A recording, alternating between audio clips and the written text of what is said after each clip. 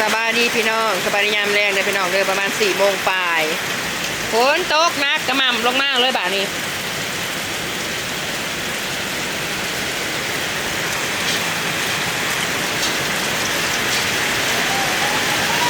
เอ็น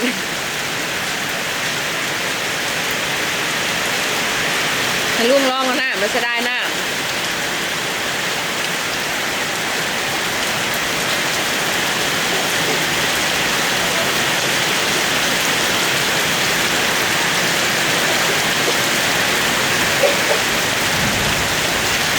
วันนี้ได้กินอึ่งแน่นอนทุกคน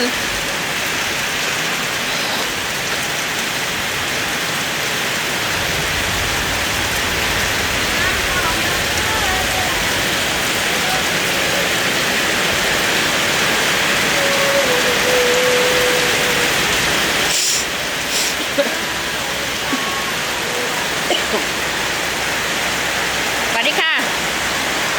สวัสดีค่ะนักเรียนเพื่อนเสื้อมาแล้วนะ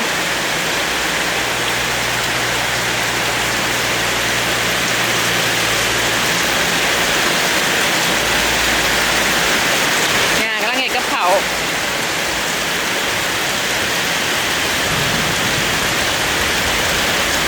ลุง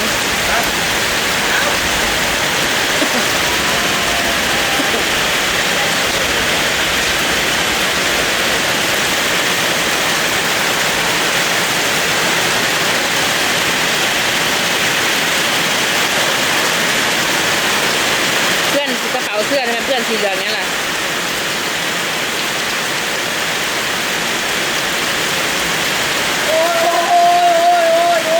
ตรงนั้นแม่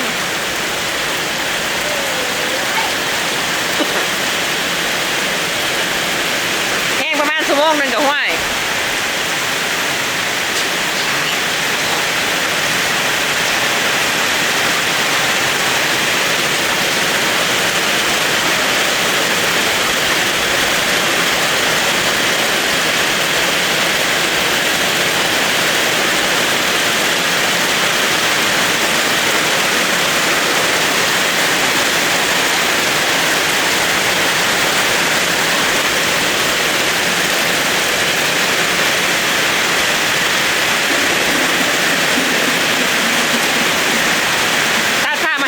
พอเราเทศกันเนาะไม่อะไรลุง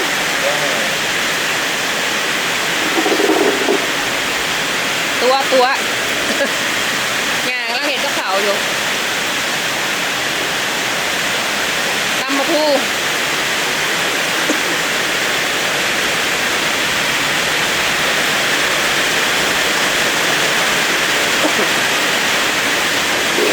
อันนี้ปิ้งหนู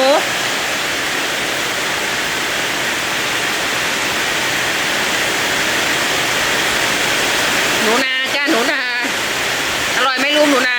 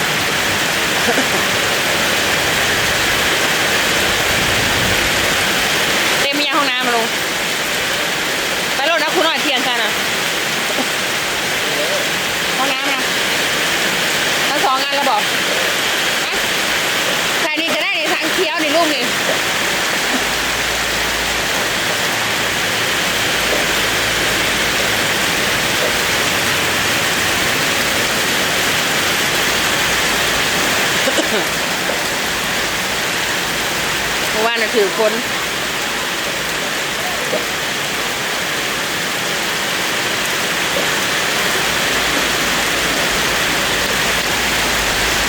ลองน้ำไปน้ำเห็ดย่างหนูไปพร้อมมะละก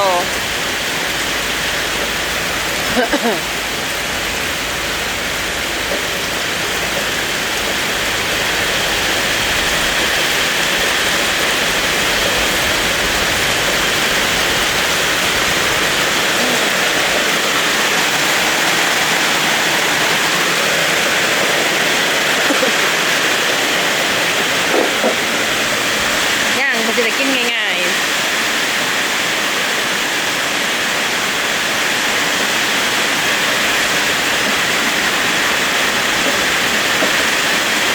น้องเทนอยากกินหนูย่าง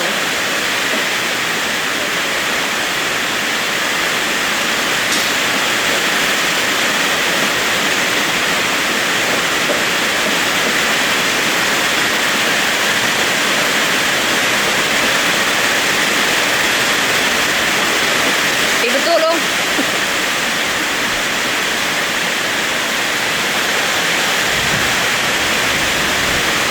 ทีนี้เห็ดเพาะเนาะฮะ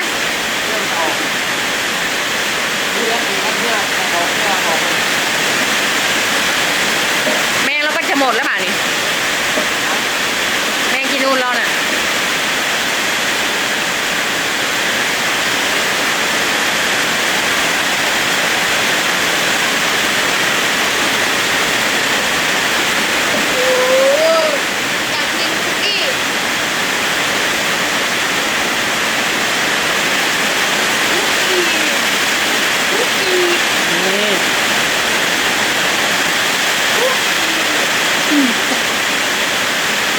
ปิดประตูลง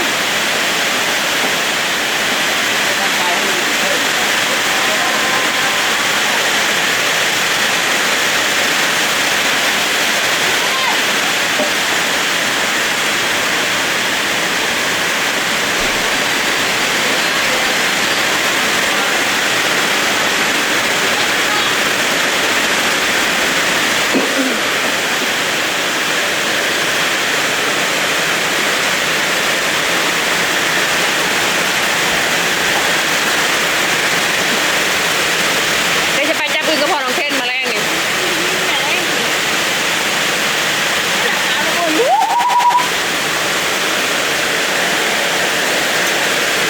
ฝนตกหนักเตรียมจับอึ่งจ้า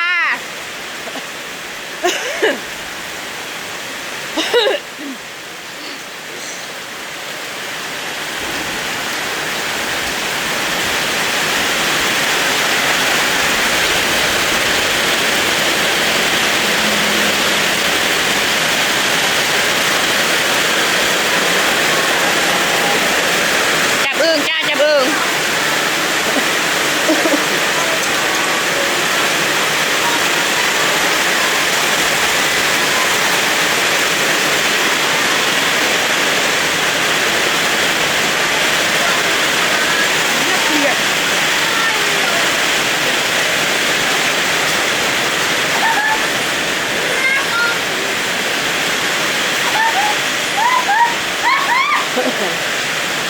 ลวกบัวเป็นอะไรเนี่ย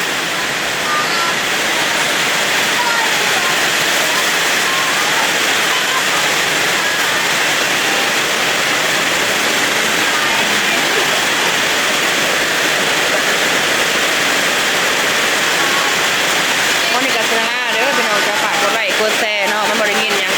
อยู่ดีแพงเบิดสุขสุขคนเด้อ